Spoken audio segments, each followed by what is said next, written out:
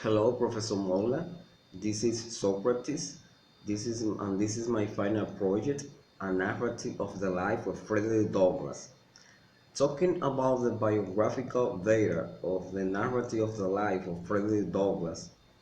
This is a book written by himself in which he describes his life since he was born to slavery, sometime in the 1817 or 1818, and served as a slave on farms on the eastern shore of Maryland and in Baltimore throughout his youth.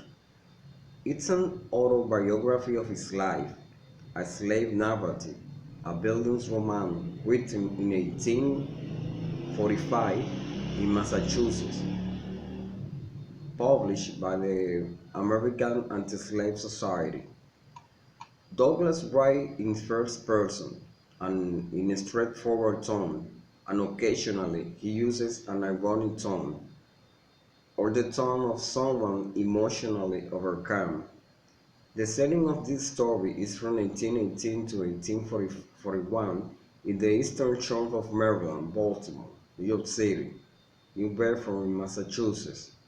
The major conflict is that Douglas struggled to free himself mentally and physically from slavery. The narration of the plot: if Frederick Douglass was born to slavery sometime in 1817 or 1818, he didn't know the exact day of birth, like many other slaves.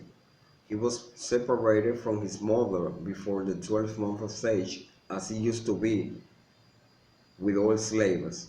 His father is most likely his master, Captain Anthony, who was the clerk of a rich man named Colonel Lloyd. Lloyd owned hundreds of slaves in a large central plantation called the Great House Farm, where it was produced corn, wheat, and tobacco. The lives of slaves in Lloyd's plantations was brutal. They were forced to work and receive little food, few articles of clothing, and no beds.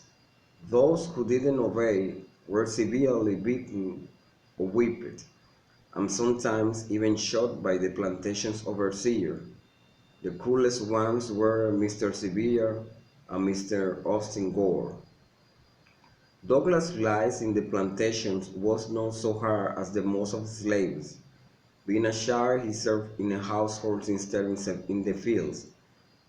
At the age of 7, he was given to Captain Anthony's Something's love brother, Hope O, who lived in Baltimore. Sophia O had never had a slave before, so she began to teach Douglas to read, until her husband prohibited her to do it, saying that education made slavery unmanageable. So she lost her natural kindness and became crueler toward him. Douglas taught himself to read with the help of local boys. As he learned to read and write, he became conscious of the evils of slavery and of the existence of abolitionist movement. He resolved to escape to the north. He was taken back to Thomas Hall after the death of Captain Anthony. Hall, who was a mean man who practiced a form of religious piety, considered Douglas unmanageable, so he ran him for 1 year to Edward Covey, a man known for breaking slaves. The first 6 months, Covey made Douglas to work very hard. Douglas became a brutish man, no longer interested in reading or freedom, only resting from injuries when being severely whipped and exhaustion. Douglas resolved to fight against Covey. They had a 2-hour fight, after which Covey never touched Douglas again. Douglas then was rented to William Freeland for 2 years. At Freeland's, Douglas began educating his fellow slaves in a Sabbath school at the homes of free blacks.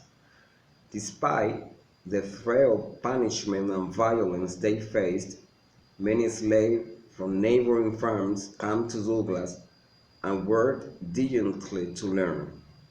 Douglas also forms a plan to escape with other three fellow slaves, but someone betrayed the plan. However, Douglas and the other were taken to jail.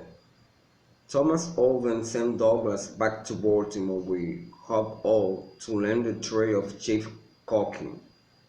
In Baltimore Trave's industry, Douglas ramps up against strained race relations.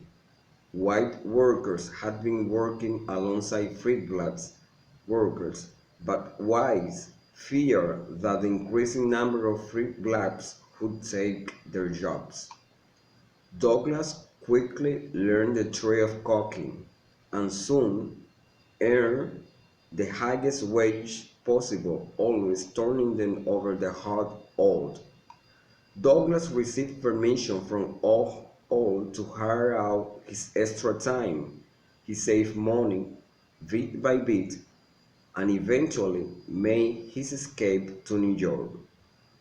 Douglas refrained from describing the details of his escape in order to protect the safety of future slaves who may attempt the journey.